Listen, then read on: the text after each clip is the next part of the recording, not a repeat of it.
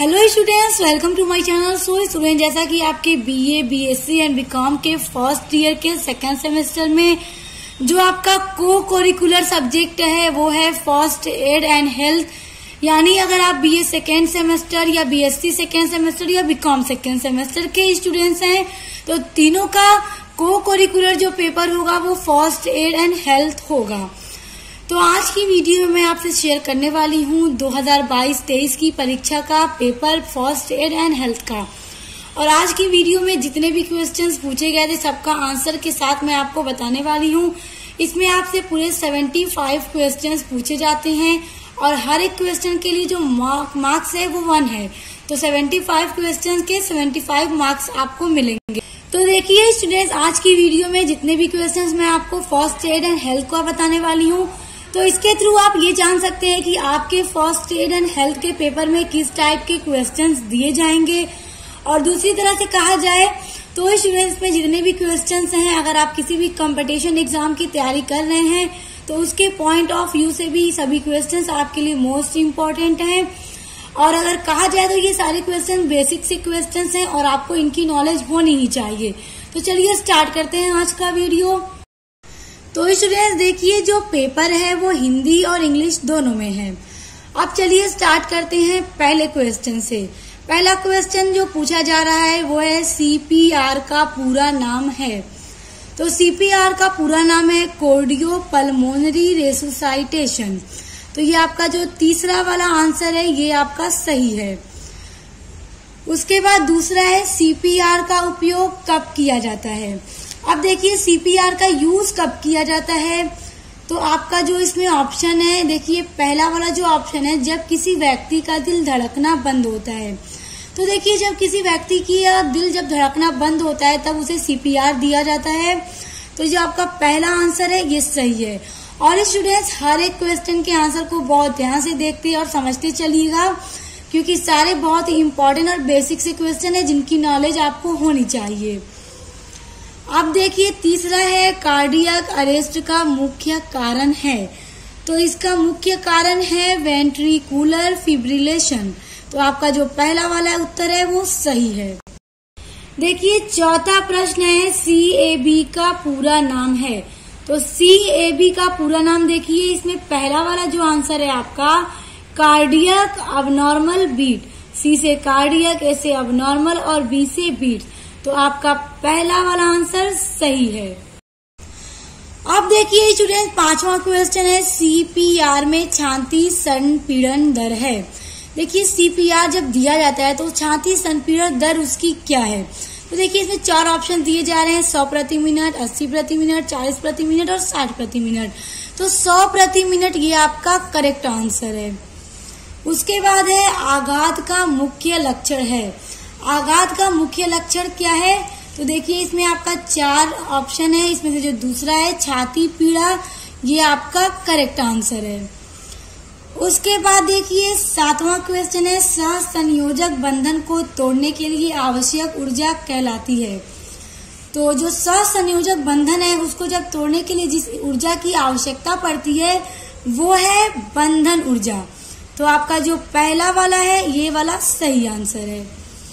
उसके बाद देखिए 8वां प्रश्न है एक एक्सोथर्मिक प्रतिक्रिया के लिए एंथैल्पी में परिवर्तित होता है। तो क्या होता है, ऋणात्मक। तो ये जो आपका दूसरा वाला है ये आपका क्या है, करेक्ट आंसर है। देखिए 9वां क्वेश्चन है ऊष्मागतिकी का प्रथम नियम प्रतिपादित किया था। तो देखिए ऊष्मागतिकी का जो प्रथम नियम है किसने प्रतिपादित किया था। तो इसमें देखिए जूल ने। तो जूल आपका क्या है, करेक्ट आंसर है। उसके बाद देखिए ऊर्जा के विभिन्न रूपों में शामिल है। तो ऊर्जा के विभिन्न रूपों में शामिल है, इसमें आपका देखिए ऑप्शन दे रहा है ऊष्मा, दूसरा है कार्य, तीसरा है दोनों 1 और 2। 1 और 2 का मतलब यानी ऊष्मा और कार्य। उसके बाद है उपरोक्त में से कोई नहीं। तो इसमें देखिए ऊर्जा के विभिन्न रूपों में ऊष्मा और कार्य दोनों शामिल हैं। तो इसलिए आपका जो तीसरा वाला आंसर है वो आपका करेक्ट होगा, दोनों यानी ऊष्मा और कार्य दोनों। अब देखिए अगला है निम्न में कौन सी तकनीक प्राथमिक चिकित्सा में उपयोग होती है। देखिए निम्न में से यहाँ पे ऑप्शंस दिए जा रहे हैं। पहला है ड्रेसिंग, दूसरा है बैंडेज, तीसरा है यातायात तकनीक और चौथा है उपरोक्त सभी। तो इन चारों में से कौन सा आपका ऑप्शन सही है, यानी कि प्राथमिक चिकित्सा में कौन सी तकनीक का यूज किया जाता है? तो ड्रेसिंग भी यूज की जाती है, बैंडेज भी किया जाता है, यातायात तकनीक का भी यूज प्राथमिक चिकित्सा में किया जाता है। तो जो आपका चौथा आंसर है उपरोक्त सभी, ये आपका करेक्ट होगा। उसके बाद देखिए अगला है सूखी पट्टी की जाती है। तो देखिए सूखी पट्टी क्यों की जाती है?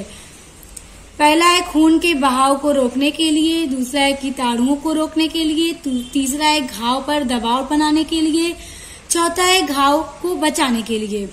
स्टूडेंट्स देखिए यहाँ पे आपके फर्स्ट एड एंड हेल्थ आपका पेपर है, तो फर्स्ट एड से आपके क्वेश्चंस आएंगे और हेल्थ से रिलेटेड क्वेश्चंस ज्यादा आएंगे। तो देखिए सूखी पट्टी कब दी जाती है? घाव को बचाने के लिए। तो आपका जो चौथा है ये आपका करेक्ट होगा। अब देखिए 13वां क्वेश्चन है जीवन सहायता की ABC क्या है? जीवन सहायता की ABC, अब देखिए इसमें ऑप्शन अपना देखिए, सारी चीजें स्टूडेंट्स ABC से ही दी जाएगी, ऑप्शन जितने भी आपके दिए जाएंगे, इसलिए आपको क्या है बहुत ही अच्छे से पढ़ना होगा। तो ABC एयरवे, ब्रीदिंग, सर्कुलेशन, आपका पहला वाला आंसर सही है। अब देखिए 14वां क्वेश्चन है एक कुशल ड्रेसिंग होती है। देखिए कुशल ड्रेसिंग कैसी होती है? पहला दे रहा है कीटाणु युक्त, ये तो होगी ही नहीं क्योंकि कीटाणु के साथ तो ड्रेसिंग आप किसी की करेंगे नहीं। ड्रेसिंग का मतलब क्या है? जब किसी को कुछ हाथ में कुछ कर जाए, जो पट्टी की जाती है, बैंडेज की जाती है, उसी की बात हो रही है। तो ये तो पहले ही खत्म हो गया। दूसरा हो गया कीटाणु मुक्त, तो कीटाणु मुक्त तो होगा ही क्योंकि क्रीम अच्छे से लगा के ही हम ड्रेसिंग करेंगे किसी की भी। उसके बाद चिपचिपी, तो ये भी नहीं होगा।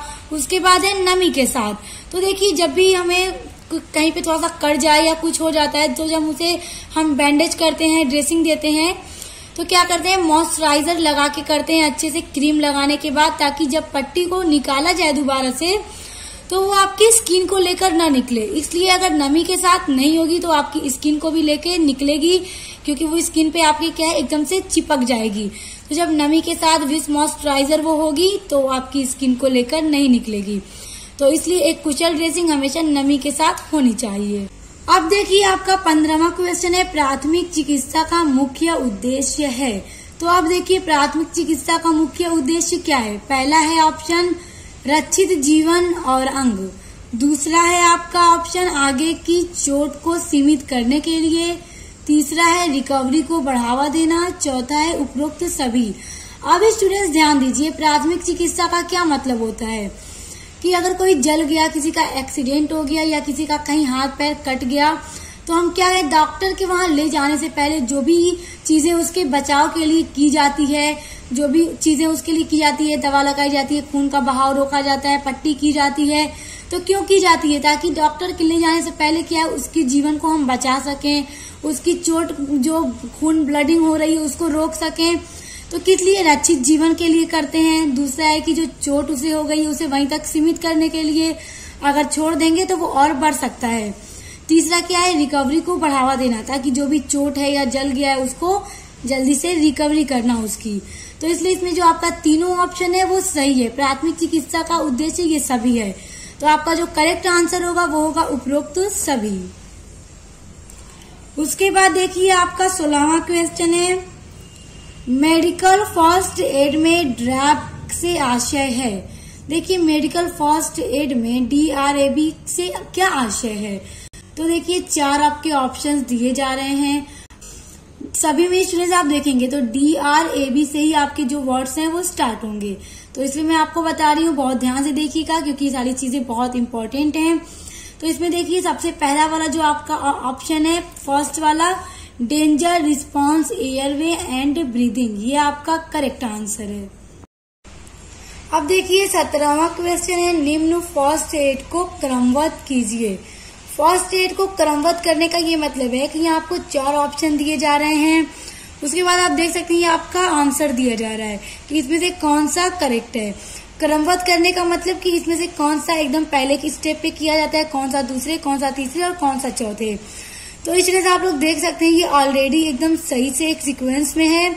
पहला क्या है? रिस्टोर ब्रीदिंग, दूसरा गंभीर रक्तस्राव बंद करना, तीसरा है झटकों का इलाज, चौथा है नवीनतम मेडिकल सहायता लेना। तो देखिए इसमें आपका जो दूसरा वाला ऑप्शन है 1, 2, 3, 4 यानी ये सब एक सीक्वेंस में है, इसलिए आपका दूसरा वाला आंसर करेक्ट होगा।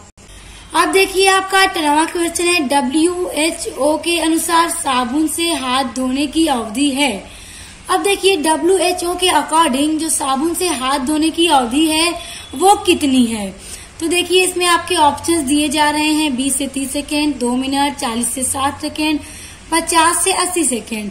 तो इसमें जो आपका पहला वाला ऑप्शन है 20 से 30 सेकेंड, तो साबुन से हाथ धोने की अवधि WHO के अकॉर्डिंग 20 से 30 सेकेंड है, तो पहला वाला आंसर करेक्ट होगा।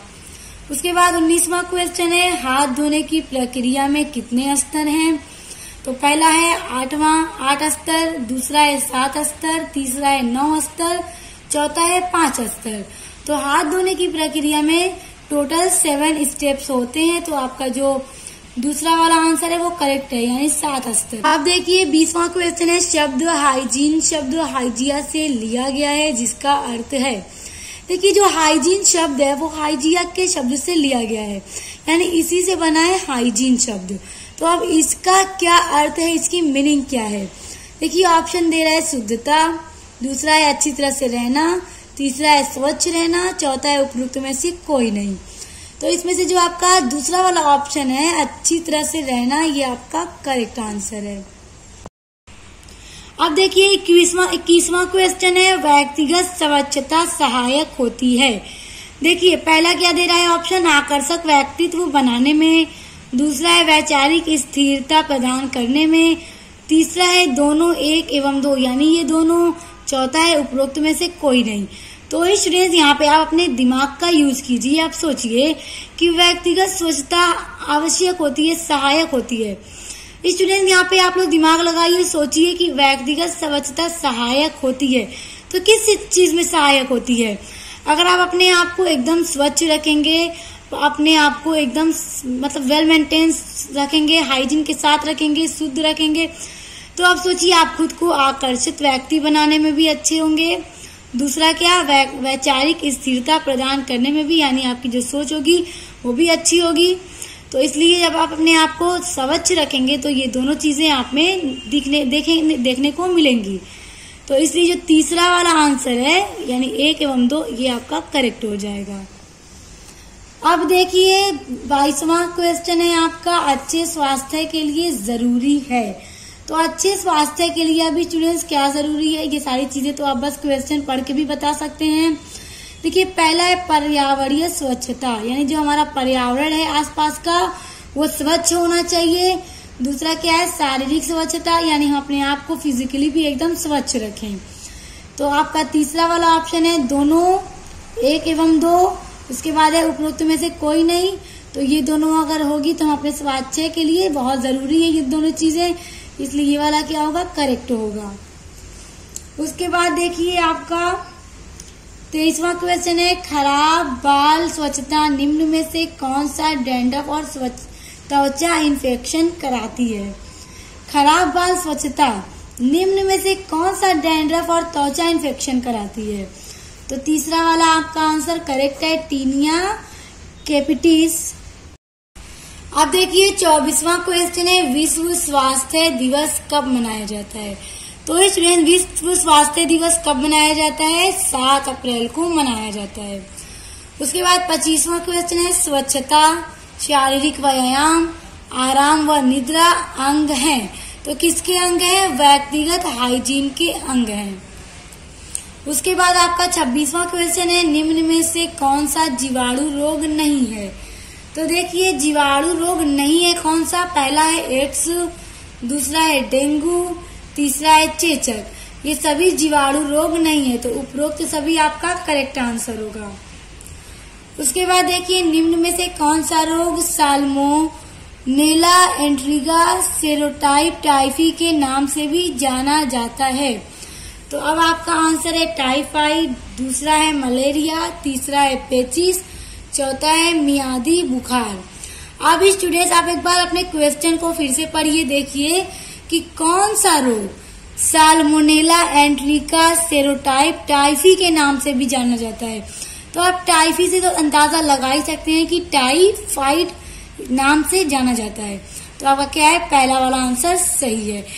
कभी कितनी दफा स्टूडेंट्स आपको अपने क्वेश्चन में ही अपना आंसर मिल जाता है, इसलिए बस अपने दिमाग का यूज कीजिए, थोड़ा सा और देखिए, पढ़िए 2-3 बार, फौरन समझ में आ जाएगा कि आपका करेक्ट आंसर कौन सा है। अब आपका 28वां क्वेश्चन है, निम्न में कौन सा जीवाणु रोग, अब आपका 28वां क्वेश्चन है, निम्न में कौन सा रोग जीवाणु से नहीं होता है। तो अब इसमें से अपना ऑप्शन पढ़िए कि कौन सा रोग जीवाणु से नहीं होता है। पहला है टाइफाइड, दूसरा है पोलियो, तीसरा है क्षय रोग, चौथा है उपरोक्त सभी। तो अब देखिए स्टूडेंट, टाइफाइड क्या है, जीवाणु रोग है। पोलियो क्या है, नहीं है। तो आपका पोलियो क्या है, करेक्ट आंसर है। उसके बाद देखिए 29वां है, संक्रामक रोग का मुख्य कारण है। तो संक्रामक रोग का मुख्य कारण क्या है? ऑप्शन देखिए अपना, प्रदूषित वायु, दूसरा है प्रदूषित भोजन, तीसरा है दुर्बल स्वच्छता, चौथा है उपरोक्त सभी। तो अब देखिए, एक संक्रामक रोग के लिए ये सभी कारण क्या है, मुख्य हैं। प्रदूषित वायु भी, प्रदूषित भोजन भी, दुर्बल स्वच्छता भी, तो इसलिए आपका उपरोक्त सभी वाला आंसर सही होगा। अब देखिए, एक स्वस्थ मानव के लिए निम्न में से कौन सा कारक अति आवश्यक है। तो अगर एक मानव को स्वस्थ रहना है, हेल्थी रहना है, तो उसे ये ऑप्शंस में से कौन सी चीजें क्या है, ज्यादा आवश्यक है, इम्पोर्टेंट है। तो अब देखिए, टीकाकरण ये भी एक मानव के लिए बहुत आवश्यक है। दूसरा है संतुलित आहार, ये भी आवश्यक है एक स्वस्थ मानव के लिए। तीसरा है व्यक्तिगत स्वच्छता, तो ये भी एक स्वस्थ मानव के लिए बहुत इम्पोर्टेंट है। चौथा है उपरोक्त सभी। तो अब देखिए, जब ये तीनों चीजें हमारे लिए बहुत आवश्यक हैं, तो हमारा जो चौथा है उपरोक्त सभी, ये करेक्ट हो जाएगा। अब देखिए 31वां क्वेश्चन है, 3 मैन कैरी कहा जाता है। तो 3 मैन कैरी क्या कहा जाता है? अब देखिए अपना ऑप्शन, 4 एंड ऑफ, दूसरा है 4 हैंडेड स्ट्रेचर, तीसरा है फायर फाइटर्स लिफ्ट, चौथा है मानव स्ट्रेचर। तो 3 मैन कैरी मानव स्ट्रेचर कहा जाता है। उसके बाद है 32वां क्वेश्चन, रस्सी के 2 सिरों को जोड़ने में उपयोगी है। तो रस्सी के 2 सिरों को जोड़ने में क्या उपयोगी है? बैंड्स उपयोगी है। जब ये होगा तभी आप जो पट्टी करते हैं उसके दोनों सिरों को जोड़ पाएंगे। उसके बाद देखिए 33वां क्वेश्चन है, रस्सी का वह हिस्सा जो उठाने में उपयोग होता है। तो रस्सी का कौन सा हिस्सा है जो उठाने में उपयोग होता है? देखिए रनिंग एंड, ये क्या है, उपयोग होता है। अब देखिए 34वां क्वेश्चन है, वोगेल सन्निकटन विधि जुड़ी है। तो वोगेल सन्निकटन विधि जुड़ी है यातायात समस्या से। तो ये आपका करेक्ट आंसर हो जाएगा। 35वां क्वेश्चन है, मार्केट शेयर में भारत की कौन सी एयरलाइन अग्रणी है। तो इसमें देखिए पहला आपका है जेट एयरवेज, दूसरा है स्पाइस जेट, तीसरा है इंडिगो एयरलाइंस, चौथा है गो एयर। तो मार्केट शेयर में भारत की कौन सी एयरलाइन अग्रणी है? तो होगा इंडिगो एयरलाइंस। उसके बाद देखिए 36वां क्वेश्चन है, निम्न यातायात चिन्ह दर्शाता है। देखिए ये एक ट्रैफिक साइन है जो कि दर्शाता है, क्या चीज दर्शाता है? देखिए ऑप्शन दे रहा है कि संकरा पुल आगे, यानी आगे सकरा पुल है, दूसरा दे रहा है कि मुख्य रोड, तीसरा दे रहा है रेलवे क्रॉसिंग, चौथा दे रहा है वन वे। तो अब ये किस चीज को दर्शाता है कि सकरा पुल आगे है, तो ये आपका आंसर करेक्ट होगा। उसके बाद देखिए 37वां क्वेश्चन है, ट्रेन टिकट में PNR दर्शाती है। तो जो ट्रेन टिकट होता है उसमें PNR क्या दर्शाती है? वो पैसेंजर नेम रिकॉर्ड को दर्शाती है। तो ये आपका करेक्ट आंसर है। अब देखिए 38वां क्वेश्चन है, ATM का पूरा नाम है। अब देखिए ATM का पूरा नाम क्या है? यहाँ पे ऑप्शन दे रहे हैं, automated teller machine, all time money, automated transfer machine, auto teller machine. तो इसमें जो आपका पहला वाला ऑप्शन है ऑटोमेटेड टेलर मशीन, तो ATM का फुल फॉर्म यही सही है। उसके बाद देखिए 39वां क्वेश्चन है, प्रथम कृत्रिम उपग्रह का नाम। तो स्टूडेंट्स ये तो काफी सिंपल सा क्वेश्चन है, आर्यभट्ट आपका करेक्ट आंसर है। उसके बाद देखिए 40वां क्वेश्चन है, श्वसन तंत्र के किस भाग में गैसीय विनिमय होता है। तो श्वसन तंत्र के किस भाग में गैसीय विनिमय होता है। तो क्या है? एलिवियोली, ये आपका करेक्ट आंसर है। अब देखिए 41वां क्वेश्चन है, निम्न में कौन सा अंग मानव श्वसन तंत्र का हिस्सा है? तो अब देखिए इसमें देखिए श्वसन नलिका, दूसरा है डायाफ्राम, तीसरा है फेफड़े, चौथा है उपरोक्त सभी। तो ये आपका करेक्ट आंसर है, क्योंकि मानव श्वसन तंत्र का ये सभी हिस्सा है। स्टूडेंट्स अब देखिए 42वां क्वेश्चन है, बाह्य पर्यावरण और फेफड़े के बीच में गैसीय विनिमय कहलाता है। तो क्या कहलाता है? श्वसन कहलाता है। उसके बाद है, निम्न में कौन सा अंग एसी की भांति कार्य करता है? तो इसमें आपके जो ऑप्शन है, तो इसमें आपका जो तीसरा ऑप्शन है वो सही है। नेजल चैम्बर एसी की भांति कार्य करता है, और जो हमारे नाक के 2 छेद होते हैं उसे ये कहते हैं। उसके बाद है 44वां क्वेश्चन, केचुए में श्वसन का मुख्य अंग है। तो इसमें आपका जो सही आंसर है वो है त्वचा। केचुए में श्वसन का जो मुख्य अंग है वो त्वचा है, यहीं से वो लोग क्या करते हैं? श्वसन करते हैं। उसके बाद है 45वां क्वेश्चन, फेफड़ों के चारों तरफ पाई जाने वाली झिल्ली कहलाती है। तो स्टूडेंट जो फेफड़ों के चारों तरफ पाई जाने वाली झिल्ली होती है वो कहलाती है प्लूरल झिल्ली। तो ये आपका दूसरा वाला आंसर करेक्ट है। स्टूडेंट अब आपका 46वां क्वेश्चन है, किसके यातायात के लिए क्लोराइड शिफ्ट आवश्यक है? तो CO2 के लिए आवश्यक है। उसके बाद 47वां है, भूख लंग श्वसन का मुख्य अंग होता है। तो भूख लंग श्वसन का जो मुख्य अंग है वो है अरेक्निड्स में। तो ये आपका करेक्ट आंसर है। उसके बाद 48वां क्वेश्चन है आपका, इंटरकोस्टल पेशियां पाई जाती हैं। तो इंटरकोस्टल पेशियां स्टूडेंट जो पाई जाती हैं वो पसलियों में पाई जाती हैं। तो इसलिए आपका जो तीसरा वाला आंसर है ये आपका करेक्ट होगा। उसके बाद आपका 49वां क्वेश्चन है, मायोजेनिक हृदय नहीं होता है। तो मायोजेनिक हृदय नहीं होता है क्या? एनीलिडा में। तो एनीलिडा में नहीं होता है, तो पहला वाला क्या है? आपका ऑप्शन करेक्ट है। अब देखिए आपका 50वां क्वेश्चन है, निम्न में कौन सी रक्त वाहिका शुद्ध रक्त फेफड़ों से हृदय तक ले जाती है? तो स्टूडेंट्स कौन सी रक्त वाहिका है जो हमारे शुद्ध रक्त को हमारे फेफड़े से हृदय तक ले जाती है? तो वो क्या है? पल्मोनरी शिरा। तो आपका दूसरा आंसर करेक्ट होगा। उसके बाद देखिए आपका अगला है, निम्न में कौन से जोड़े के पास दोहरा परिसंचरण मार्ग पाया जाता है? तो किस में पाया जाता है? पक्षी व स्तनधारी में पाया जाता है। उसके बाद देखिए अगला है, किस रुधिर ग्रुप के पास कोई एंटीबॉडी नहीं होती? तो किस रुधिर ग्रुप के पास नहीं होती एंटीबॉडी? AB के पास नहीं होती। स्टूडेंट्स यहाँ पे ध्यान दीजिए, यहाँ पे पूछ रहा है किस रुधिर ग्रुप के पास कोई एंटीबॉडी नहीं है। तो यहाँ पे ऑप्शन जब दे रहा है तो इसमें आप लोग खुद AB क्या है? करेक्ट आंसर है। ये जो क्वेश्चन है दूसरी तरह से भी पूछ सकता है। अगर कभी आपसे पूछ दे यूनिवर्सल रिसीवर क्या है, तो भी आपके ऑप्शन में अगर यही चीजें दी जाए तो AB आपका क्या होगा? करेक्ट आंसर होगा। उसके बाद देखिए अगला है, सर्वदाता है। तो सर्वदाता क्या है? O ऋणात्मक। ये क्या है? सर्वदाता है। ये क्या है कि खून दे देता है, किसी भी ब्लड में जाके मिल जाता है। अब आपका क्वेश्चन है, हृदय को घेरने वाली झिल्ली है। तो हृदय को घेरने वाली जो झिल्ली है वो है पेरिकार्डियम। तो ये वाला आपका क्या है? करेक्ट आंसर है। स्टूडेंट्स सभी क्वेश्चंस बहुत इंपॉर्टेंट है, इसलिए इनको ध्यान से देखिए। अब देखिए अगला है, शरीर में पाई जाने वाली बड़ी धमनी। तो शरीर में पाई जाने वाली जो सबसे बड़ी धमनी है वो है महाधमनी। तो ये आपका करेक्ट होगा। उसके बाद है, रक्त वाहिकियों में रक्त का थक्का बनने से रोका जाता है। तो रक्त वाहिकियों में रक्त का थक्का बनने से क्या रोकता है? तो हेपारिन। तो ये आपका करेक्ट होगा। अब देखिए अगला क्वेश्चन है, CAD को प्रायः कहा जाता है। तो CAD को कहा जाता है कार्डियक अरेस्ट। तो ये वाला आपका करेक्ट है।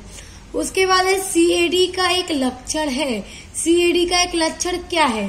देखिए इसमें ऑप्शन देखिए, निद्रा समस्या, दूसरा है सर दर्द, तीसरा है पेचिस, चौथा है चेस्ट डिस्कम्फर्ट। तो चेस्ट डिस्कम्फर्ट आपका करेक्ट आंसर है। उसके बाद है इशेमिया इशेमिया है। तो इशेमिया क्या है? प्रतिबंधित रक्त प्रवाह ऊतक।